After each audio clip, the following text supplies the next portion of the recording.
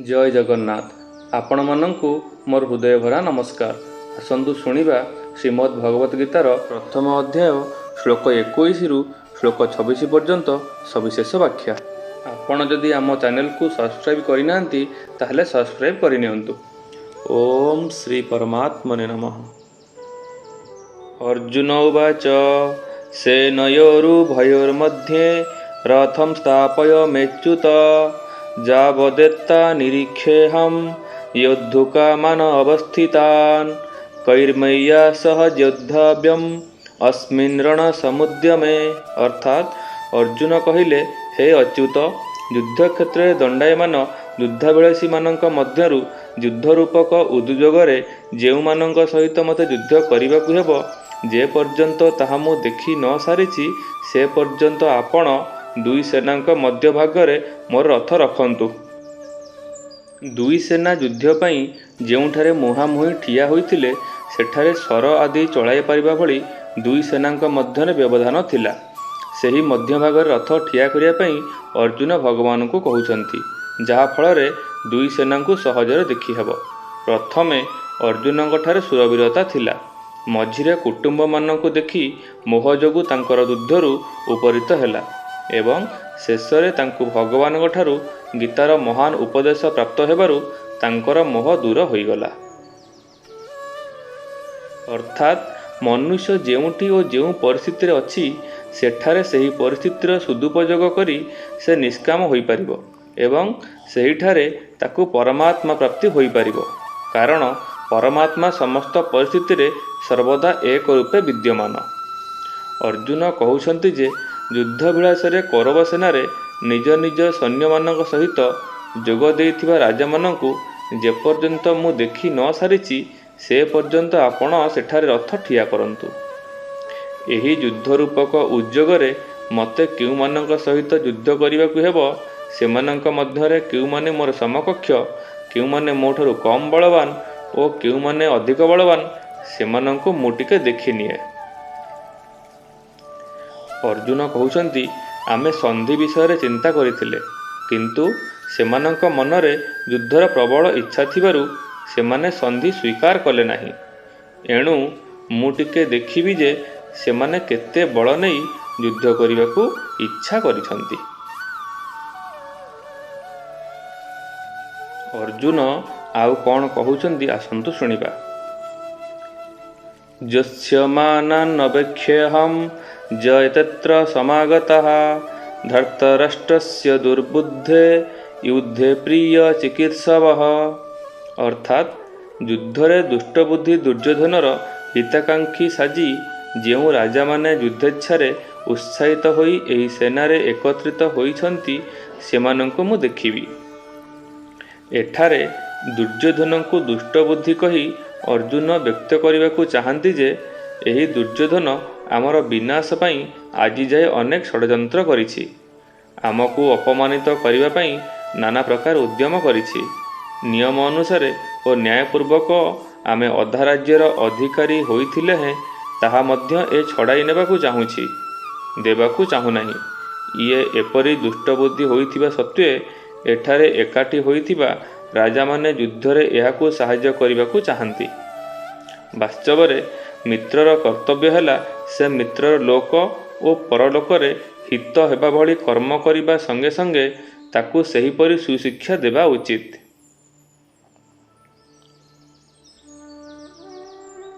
मात्र एही राजा माने दुर्योधनर दुष्टबुद्धि को शुद्ध करिबा परिवर्ते बढ़ाइबाकु चाहुछंती एवं दुर्योधन द्वारा युद्ध कराई युद्धरे ताकु सहायता करी ताहार पतन चाहुछंती। एही युद्धाभिलाषी मानंकु मु टिके देखे, एमाने अधर्म ओ अन्यायर पक्ष समर्थन करिथिबारु आम सम्मुखरे तिष्टि पारिबे नाही, नष्ट होइजिबे। एमानंक मनरे युद्ध प्रति अधिक स्पृहा रहिछि, एणु मु टिके भल भाबे देखे जे एमाने किए। संजय उवाच एवमुक्तो हृषीकेशः गुडाकेशेन भारत सेनयोरुभयोर्मध्ये स्थापयित्वा रथोत्तमं भीष्मद्रोण प्रमुखतः सर्वेषा च महीक्षिताम् उवाच पार्थ पश्यैतान् समवेतान् कुरुनीति।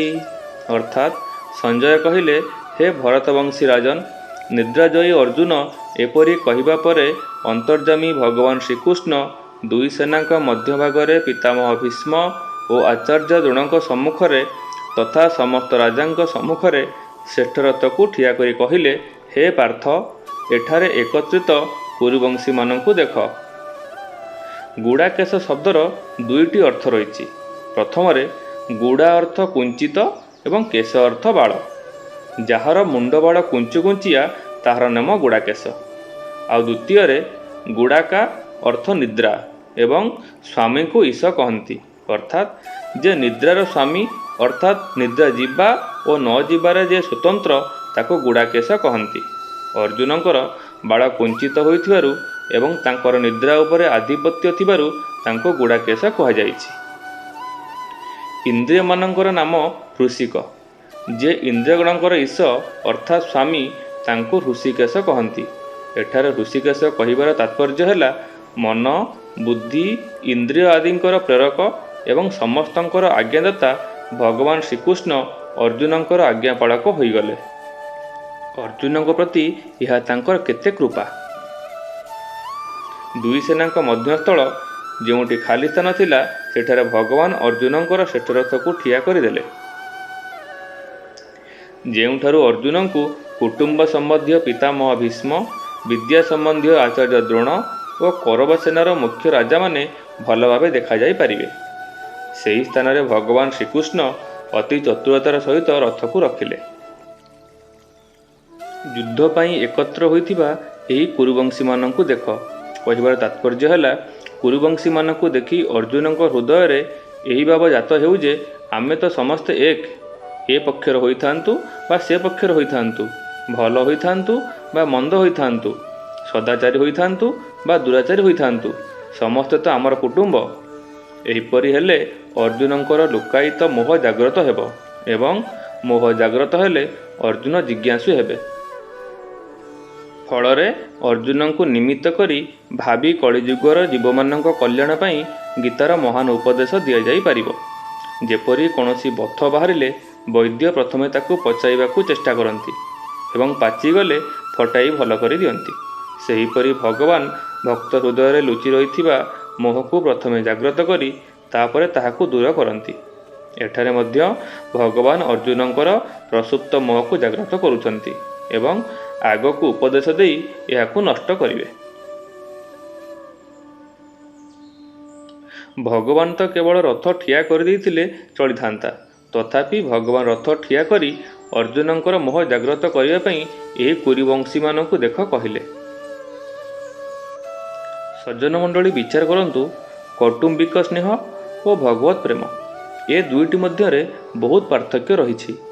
कुटुंब प्रति ममतायुक्त स्नेह होईगले सेमानंकर अवगुण आमको देखा जाए नहीं, बरं एमाने मोर एपरी भावना सृष्टि हुए। कौटुंबिक स्नेह क्रिया और पदार्थर एवं भगवत प्रेम भावर प्राधान्य थाए। कौटुंबिक स्नेह मूढ़ता अर्थात मोहर एवं भगवत प्रेम आत्मीयतार प्राधान्य थाए।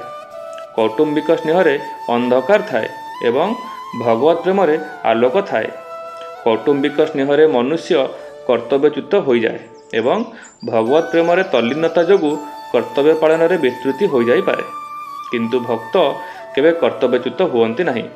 कौटुंबिक स्नेह कुटुंबंकर एवं भगवत प्रेम भगवानकर प्राधान्य थाए। पूर्व श्लोक भगवान अर्जुन को कुटुंब मानकू देखिबाकू कहिले, तापरे कौन हैला ताहार वर्णना संजय निम्न श्लोक करुछन्ति।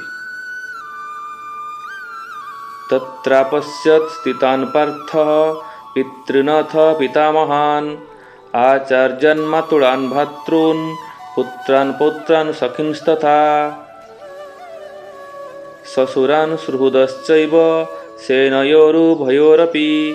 अर्थात तापरे पृथानंदन अर्जुन सेही दुई सेनारे उपस्थित पितामानंकु और पितामह मानंकु तथा आचार्यगण, मातुलगण, भ्रातागण, पुत्रगण, पौत्रगण, बंधुगण, ससुरगण और सुहृदगण को मध्य देखिले।